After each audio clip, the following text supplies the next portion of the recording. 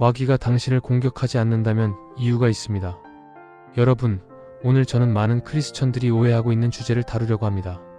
혹시 이런 생각 해보신 적 있으십니까? 나는 별로 영적 공격을 받지 않는 것 같아. 다른 사람들은 마귀의 시험이니 영적 전쟁이니 하는데 나는 그런 거 잘 모르겠어. 여러분, 이것이 좋은 것일까요? 나쁜 것일까요? 솔직히 말씀드리겠습니다. 이것은 위험 신호일 수 있습니다. 왜냐하면 마귀는 자기 편을 공격하지 않기 때문입니다. 마태복음 12장 25-26절에서 예수님께서 말씀하셨습니다. 스스로 분쟁하는 나라마다 황폐하여질 것이요 스스로 분쟁하는 동네나 집마다 서지 못하리라. 만일 사탄이 사탄을 쫓아내면 스스로 분쟁하는 것이니 그리하고야 그의 나라가 어떻게 서겠느냐. 사탄은 자기 나라를 스스로 무너뜨리지 않습니다. 자기 편을 공격하지 않습니다. 그렇다면 마귀가 공격하는 사람은 누구입니까? 마귀가 두려워하는 사람은 누구입니까? 오늘 저는 성경을 통해 마귀가 가장 두려워하는 크리스천의 특징을 밝히려고 합니다. 그리고 우리가 어떻게 영적 권위를 가진 자로 살 수 있는지 알려드리겠습니다. 이 말씀을 들으시면 여러분의 영적 삶이 완전히 달라질 것입니다. 더 이상 마귀에게 휘둘리지 않게 될 것입니다. 오히려 마귀가 여러분을 피하게 될 것입니다. 자, 지금부터 영적 전쟁의 비밀을 파헤쳐 보겠습니다. 영적 전쟁의 실체, 보이지 않는 전쟁. 먼저 우리가 알아야 할 것이 있습니다. 영적 전쟁은 실제합니다. 에베소서 6장 12절을 보겠습니다. 우리의 씨름은 혈과 육을 상대하는 것이 아니요 통치자들과 권세들과 이 어둠의 세상 주관자들과 하늘에 있는 악의 영들을 상대함이라. 여러분, 이 말씀을 잘 보십시오. 우리의 싸움은 혈과 육을 상대하는 것이 아닙니다. 사람이 적이 아니라는 것입니다. 눈에 보이는 상대가 진짜 적이 아닙니다. 진짜 적은 누구입니까? 통치자들 마이너스 헬라어로 아르케입니다. 영적 세계의 높은 계급입니다. 권세들 마이너스 헬라어로 엑수시아입니다. 권위를 가진 악한 영들입니다. 이 어둠의 세상 주관자들 마이너스 헬라어로 코스모크라토르입니다. 이 세상의 어둠을 지배하는 자들입니다. 하늘에 있는 악의 영들 마이너스 영적 영역에서 활동하는 악한 존재들입니다. 여러분, 이것은 비유가 아닙니다. 실제입니다. 우리 눈에는 보이지 않지만 영적 세계에는 조직화된 악의 세력이 있습니다. 그들은 하나님의 나라를 방해하고 하나님의 백성을 공격합니다. 마귀의 정체. 그렇다면 마귀는 누구입니까? 성경이 말하는 마귀의 정체를 알아야 합니다. 베드로전서 5장 8절입니다. 근신하라 깨어라 너희 대적 마귀가 우는 사자 같이 두루다니며 삼킬 자를 찾나니. 마귀는 우는 사자와 같습니다. 굶주린 사자가 먹이를 찾듯이 마귀는 삼킬 자를 찾아 돌아다닙니다. 요한복음 8장 44절에서 예수님께서 마귀에 대해 말씀하셨습니다. 너희는 너희 아비 마귀에게서 났으니 너희 아비의 욕심대로 너희도 행하고자 하느니라. 그는 처음부터 살인한 자요. 진리가 그 속에 없으므로 진리에 서지 못하고 거짓을 말할 때마다 제 것으로 말하나니 이는 그가 거짓말쟁이요 거짓의 아비가 됨이라. 마귀의 특성이 무엇입니까?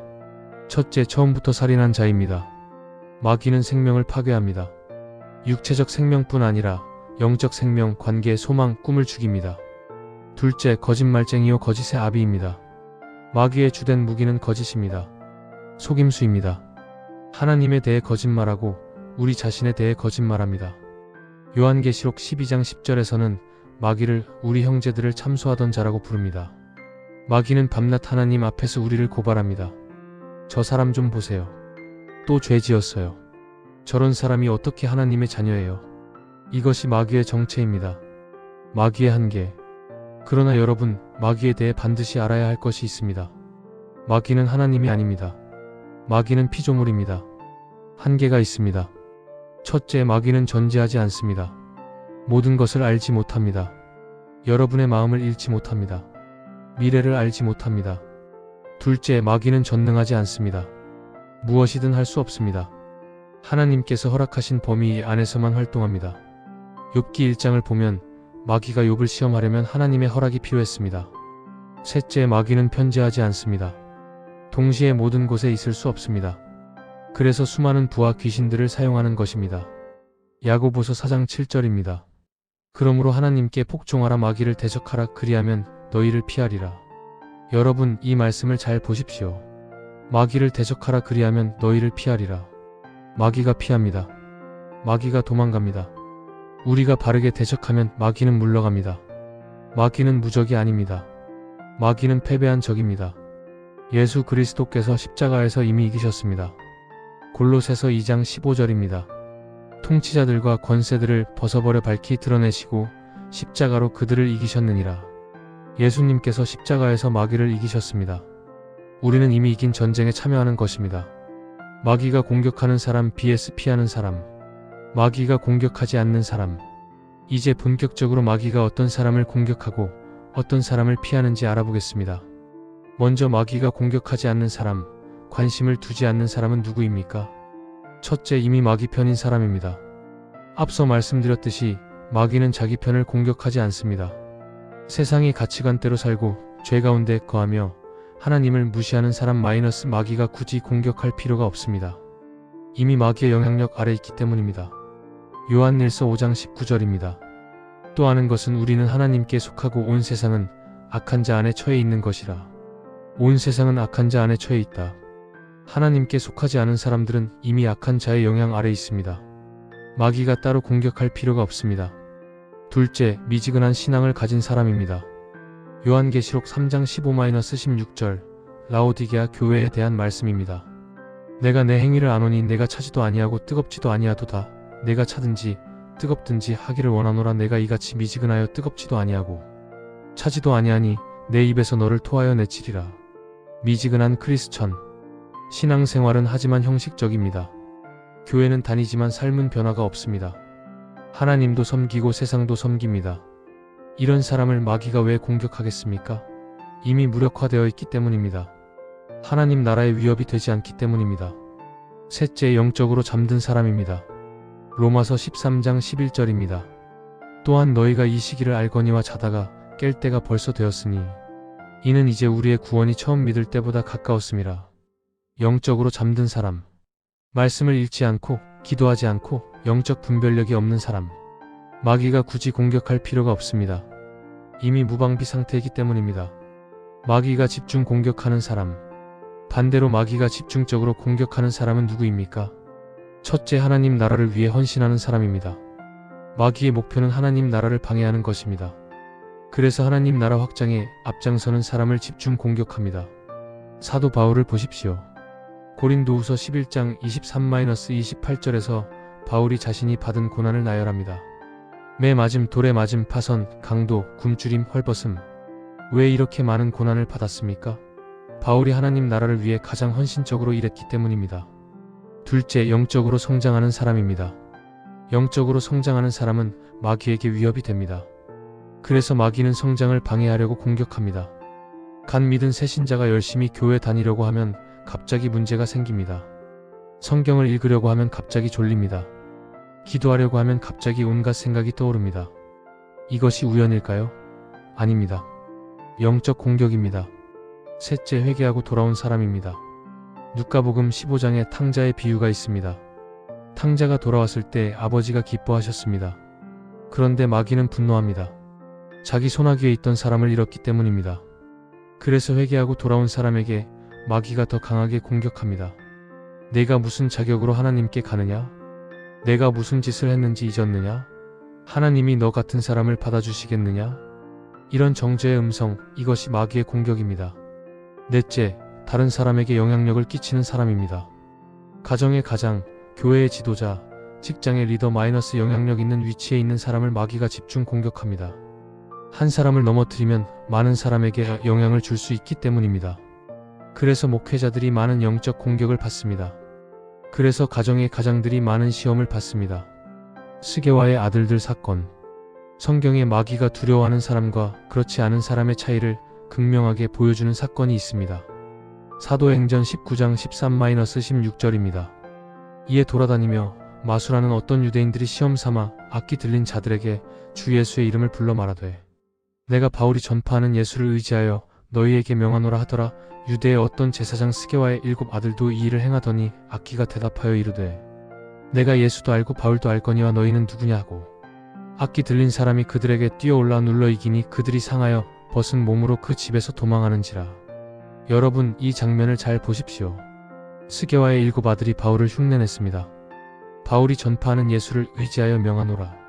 그럴듯해 보입니다. 그런데 악기가 뭐라고 했습니까? 내가 예수도 알고 바울도 알거니와 너희는 누구냐? 악기가 예수님을 압니다. 바울도 압니다. 그러나 스게와의 아들들은 모릅니다. 너희는 누구냐? 그리고 어떻게 되었습니까? 귀신 들린 한 사람이 7명을 이겼습니다. 벗은 몸으로 도망쳤습니다. 왜 이런 일이 벌어졌습니까? 스게와의 아들들에게는 영적 권위가 없었습니다. 예수님과 인격적 관계가 없었습니다. 그냥 이름만 사용한 것입니다. 형식만 흉내낸 것입니다. 마귀는 진짜와 가짜를 압니다. 영적 권위가 있는 사람과 없는 사람을 압니다. 예수님을 알고 예수님께 속한 사람을 마귀가 두려워합니다. 그러나 형식만 갖춘 사람, 이름만 크리스천인 사람을 마귀가 비웃습니다. 여러분은 어느 쪽입니까? 마귀가 두려워하는 크리스천의 특징 7가지. 첫 번째 특징, 말씀으로 무장한 사람. 이제 본격적으로 마귀가 두려워하는 크리스천의 특징을 살펴보겠습니다. 첫 번째 특징은 말씀으로 무장한 사람입니다. 예수님의 광야 시험을 보겠습니다. 마태복음 4장입니다. 마귀가 예수님을 3번 시험했습니다. 그런데 예수님은 어떻게 대응하셨습니까? 첫 번째 시험 -이 돌들로 떡이 되게 하라. 예수님의 대답, 사람이 떡으로만 살 것이 아니요 하나님의 입으로부터 나오는 모든 말씀으로 살 것이라. 신명기 83. 두 번째 시험 성전 꼭대기에서 뛰어내려라. 예수님의 대답, 주 너의 하나님을 시험하지 말라. 신명기 616. 세 번째 시험 내게 엎드려 경배하면 세상을 주겠다. 예수님의 대답, 주 너의 하나님께 경배하고 다만 그를 섬기라. 신명기 613. 세 번 다 기록되었으대로 시작합니다. 세 번 다 말씀으로 대응하셨습니다. 예수님은 하나님이십니다. 말씀 한마디로 마귀를 없앨 수도 있으셨습니다. 그러나 말씀으로 대응하셨습니다. 왜요? 우리에게 본을 보여주시기 위해서입니다. 에베소서 6장 17절에서 하나님의 말씀을 성령의 검이라고 부릅니다. 성령의 검, 곧 하나님의 말씀을 가지라. 검은 공격용 무기입니다. 방어만 하는 것이 아니라 공격할 수 있습니다. 여러분, 마귀가 가장 두려워하는 것은 하나님의 말씀입니다. 왜요? 말씀은 진리이기 때문입니다. 마귀는 거짓의 아비입니다. 진리 앞에서 거짓은 힘을 잃습니다. 히브리서 4장 12절입니다. 하나님의 말씀은 살아있고 활력이 있어 좌우의 날선 어떤 검보다도 예리하여 혼과 영과 및 관절과 골수를 찔러 쪼개기까지 하며 또 마음의 생각과 뜻을 판단하나니. 말씀은 살아있습니다. 활력이 있습니다. 검보다 예리합니다. 그래서 말씀을 아는 크리스천을 마귀가 두려워합니다. 말씀을 선포하는 크리스천을 마귀가 피합니다. 여러분, 말씀을 읽으십시오. 말씀을 암송하십시오.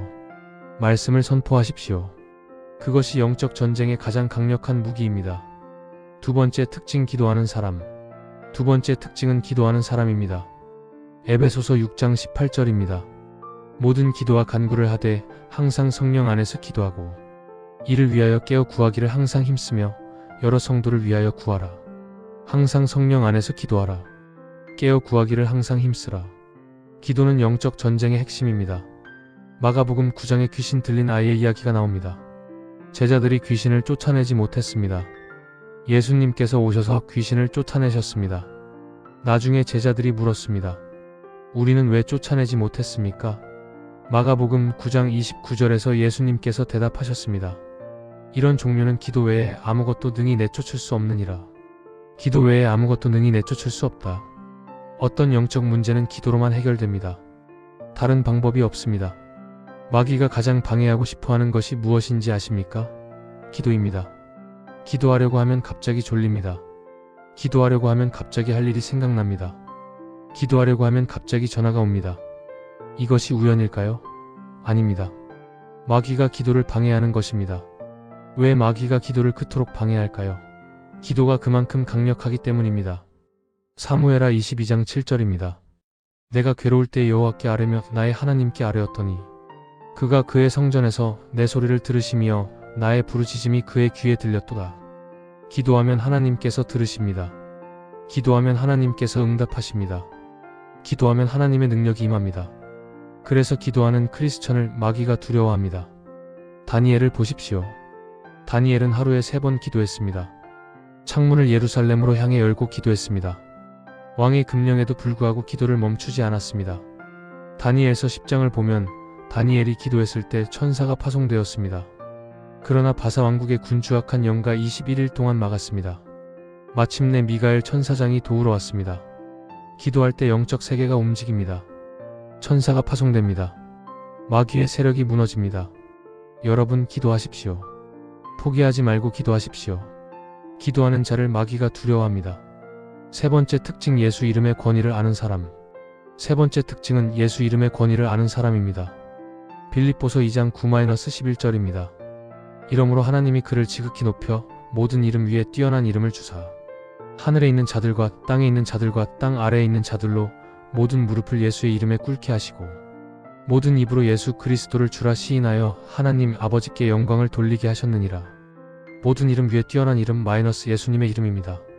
하늘에 있는 자들 마이너스 천사들입니다. 땅에 있는 자들 마이너스 인간들입니다. 땅 아래에 있는 자들 마이너스 마귀와 귀신들입니다. 모든 무릎이 예수 이름에 꿇립니다. 마귀도 꿇습니다. 귀신들도 꿇습니다. 마가복음 16장 17절에서 예수님께서 말씀하셨습니다. 믿는 자들에게는 이런 표적이 따르리니 곧 그들이 내 이름으로 귀신을 쫓아내며 내 이름으로 귀신을 쫓아낸다. 예수님의 이름에는 권위가 있습니다. 사도행전 3장에서 베드로와 요한이 앉은 뱅이를 고쳤습니다. 어떻게 고쳤습니까? 사도행전 3장 6절입니다. 베드로가 이르되 은과 금은 내게 없거니와 내게 있는 이것을 내게 주노니 나사렛 예수 그리스도의 이름으로 일어나 걸으라 하고 나사렛 예수 그리스도의 이름으로 마이너스 이것이 핵심입니다. 그런데 여기서 중요한 것이 있습니다. 앞서 스게와의 아들들도 예수 이름을 사용했지만 실패했습니다. 왜요? 이름만 사용하는 것과 이름의 권위를 아는 것은 다릅니다. 예수님의 이름을 사용하려면 예수님과 인격적 관계가 있어야 합니다. 예수님께 속한 자여야 합니다. 예수님의 권위 아래 있어야 합니다. 경찰이 법의 이름으로 체포한다고 말할 수 있는 것은 그가 법 집행기관에 속해 있기 때문입니다. 일반인이 똑같이 말해도 효력이 없습니다. 마찬가지로 예수님께 속한 자, 예수님과 관계가 있는 자가 예수 이름을 사용할 때 권위가 있습니다. 마귀는 진짜를 압니다. 예수님께 진정으로 속한 자가 예수 이름을 선포하면 마귀가 떱니다. 네 번째 특징, 성령 충만한 사람. 네 번째 특징은 성령 충만한 사람입니다. 사도행전 1장 8절입니다. 오직 성령이 너희에게 임하시면 너희가 권능을 받고 예루살렘과 온 유대와 사마리아와 땅 끝까지 이르러 내 증인이 되리라 하시니라. 성령이 임하시면 권능을 받는다. 성령께서 임하실 때 능력이 옵니다. 권능의 헬라어는 디나미스입니다. 영어 다이너마이트의 어원입니다. 폭발적인 능력입니다. 예수님께서 공생애를 시작하실 때 성령이 임하셨습니다. 누가복음 4장 18-19절에서 예수님께서 말씀하셨습니다. 주의 성령이 내게 임하셨으니 이는 가난한 자에게 복음을 전하게 하시려고 내게 기름을 부으시고 나를 보내사 포로된 자에게 자유를, 눈먼 자에게 다시 보게 함을 전파하며 눌린 자를 자유롭게 하고. 성령께서 임하셔서 포로된 자에게 자유를, 눌린 자를 자유롭게 하십니다. 마귀는 성령 충만한 사람을 두려워합니다. 왜요? 첫째, 성령께서는 진리의 영이시기 때문입니다. 요한복음 16장 13절입니다. 진리의 성령이 오시면 그가 너희를 모든 진리 가운데로 인도하시리니. 성령께서 진리를 알게 하시면 마귀의 거짓이 통하지 않습니다. 둘째, 성령께서는 능력을 주시기 때문입니다. 마귀보다 강한 능력입니다. 요한일서 4장 4절입니다. 너희는 하나님께 속하였고 또 그들을 이기었나니 이는 너희 안에 계신 이가 세상에 있는 자보다 크심이라. 너희 안에 계신 이 마이너스 성령님입니다. 세상에 있는 자 마이너스 마귀입니다. 성령님이 마귀보다 크십니다. 셋째, 성령께서 영적 분별력을 주시기 때문입니다. 고린도전서 12장 10절에 영들 분별이 성령의 은사 중 하나로 나옵니다. 성령 충만하면 마귀의 역사를 분별합니다. 여러분, 성령 충만을 사모하십시오. 날마다 성령으로 채워지기를 구하십시오. 성령 충만한 자를 마귀가 두려워합니다. 다섯 번째 특징, 찬양하는 사람. 다섯 번째 특징은 찬양하는 사람입니다. 이것은 많은 분들이 놓치는 부분입니다. 찬양이 영적 전쟁의 무기입니다. 사무엘상 16장에서 사울 왕에게 악신이 임했습니다. 신하들이 수금을 잘 타는 사람을 찾았습니다. 다윗이 왔습니다. 사무엘상 16장 23절입니다. 하나님께서 부리시는 악신이 사울에게 이를 때에 다윗이 수금을 들고 와서 손으로 탄즉 사울이 상쾌하여 낫고 악신은 그에게서 떠나더라. 다윗이 수금을 타니까 악신이 떠났습니다. 찬양의 능력입니다. 역대하 20장에 여호사밧 왕의 이야기가 나옵니다. 모압과 암몬 연합군이 쳐들어왔습니다. 이스라엘은 상대가 안 되었습니다. 여호사밧이 기도했습니다. 하나님께서 응답하셨습니다. 두려워하지 말라. 싸움이 너희에게 속한 것이 아니요 하나님께 속한 것이니라. 그리고 여호사밧이 놀라운 작전을 펼쳤습니다. 역대하 20장 21-22절입니다.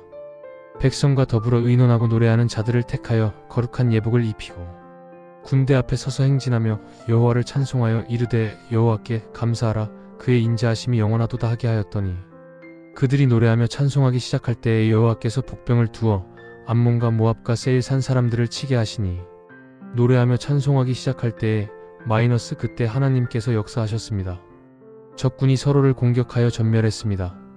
찬양할 때 하나님께서 임재하십니다. 시편 22장 3절입니다.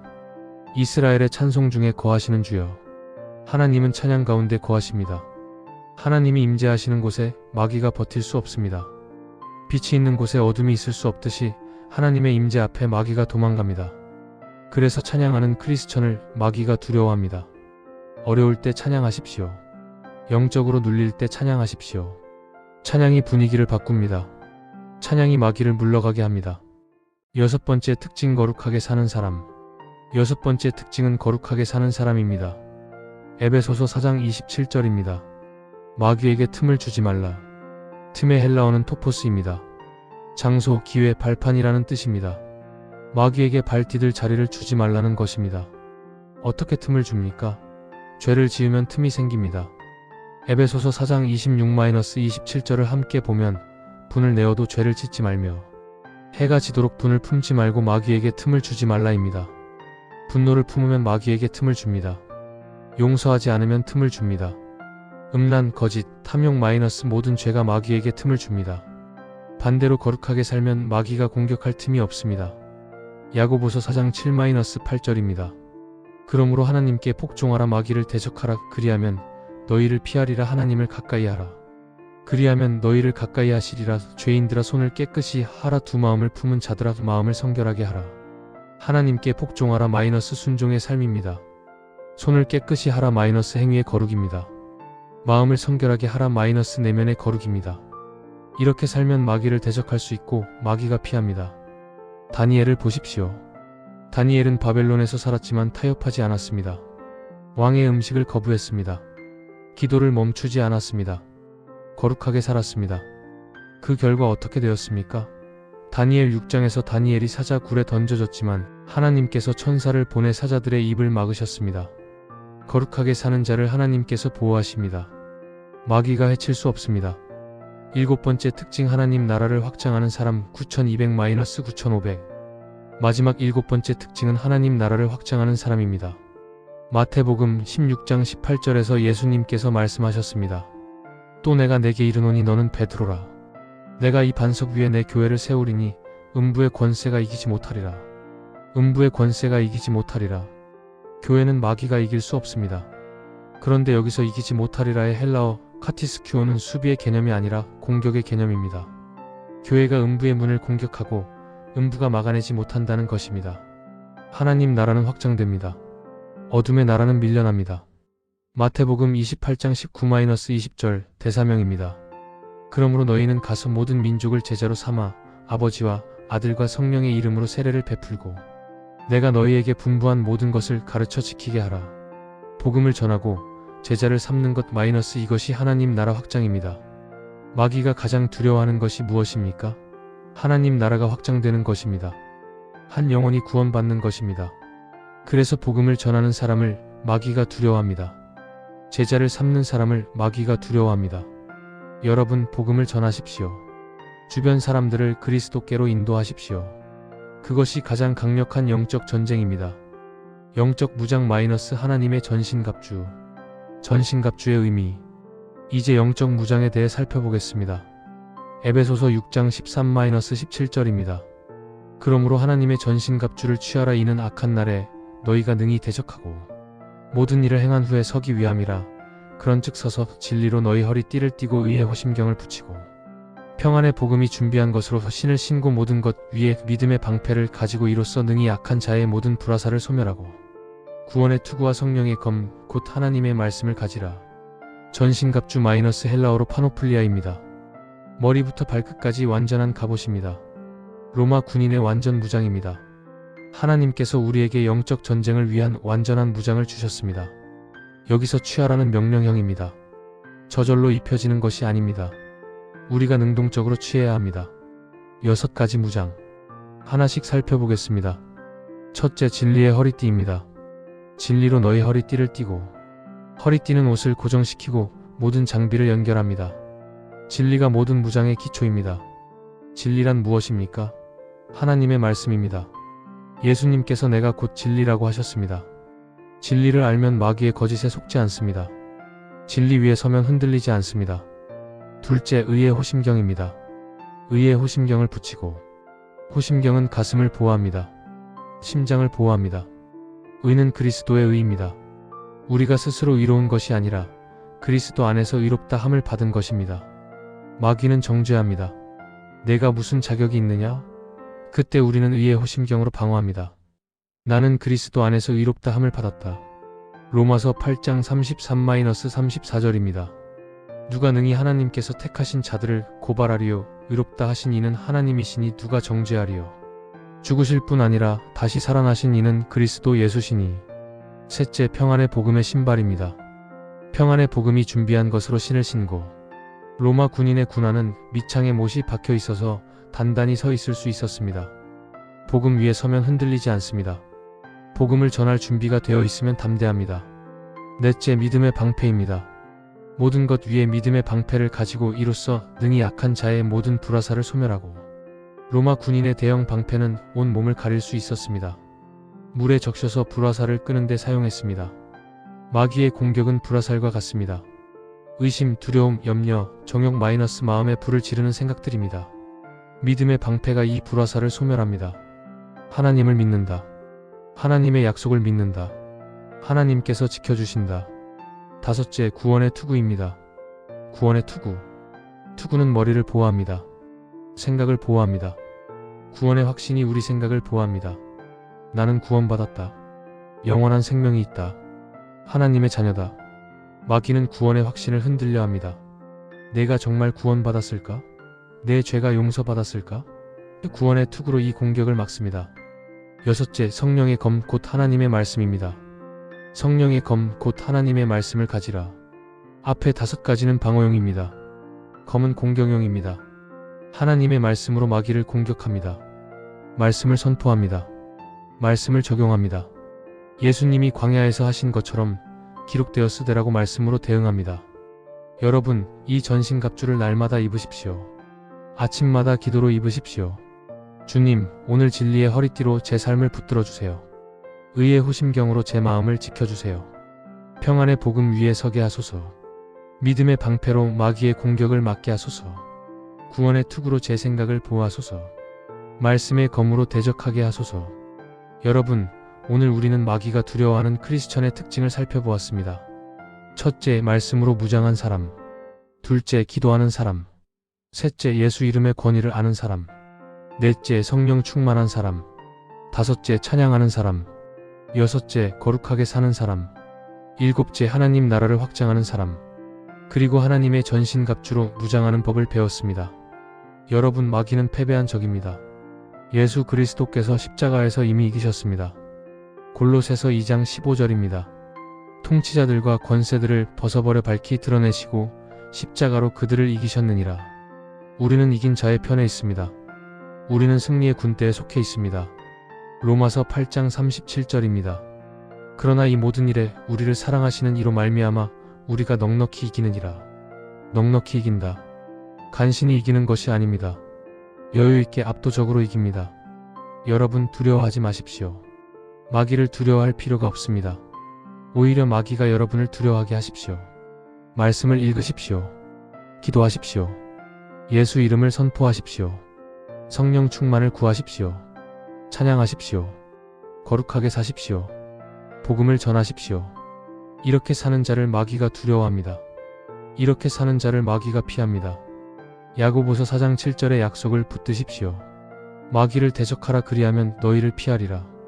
마귀가 피합니다. 마귀가 도망갑니다. 오늘 이 말씀이 여러분의 영적 삶의 전환점이 되기를 바랍니다. 더 이상 마귀에게 눌리지 않는 삶, 오히려 마귀가 두려워하는 하나님의 용사로 살아가시기를 예수님의 이름으로 축복합니다. 구독과 좋아요 꼭 눌러주세요. 감사합니다.